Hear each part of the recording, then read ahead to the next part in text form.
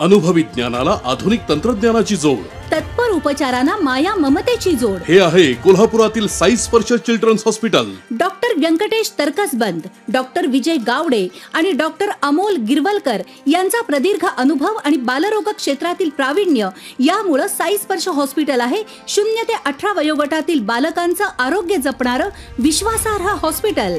रस्त्याअभावी लकवाग्रस्त वृद्धाला ठेवले रात्रभर घरीच.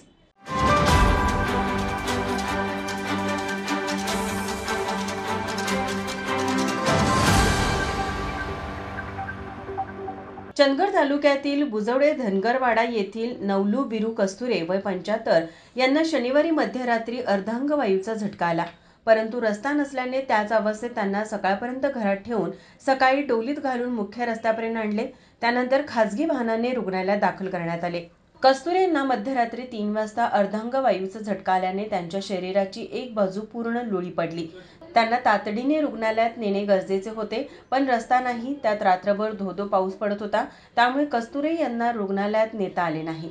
सभोवताली घनदाट जंगल तसेच अस्वल, पट्टेरी वाघ, हत्ती, बिबट्या, रानकुत्र्यांच्या झुंडी यांची भीती. त्यामुळे सकाळी यशवंत क्रांती संघटनेचे चंदगड तालुका अध्यक्ष बाबू वरक, बयाजी वरक, रामू कोकरे, सकोबा डोईफुडे, संजय कस्तुरे, यमाजी कस्तुरे, विठोबा कस्तुरे, दुलू डोईफुडे, बिरू कस्तुरे, पांडू कस्तुरे आदींनी त्यांना डोलीत घालून मुख्य रस्त्यापर्यंत नेले.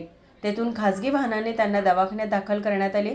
देशाच्या स्वातंत्र्यानंतरही अशा दुर्दैवी घटना आजही घडत आहेत.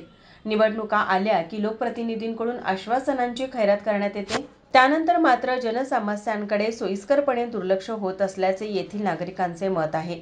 माझा महाराष्ट्र न्यूज, कोल्हापूर.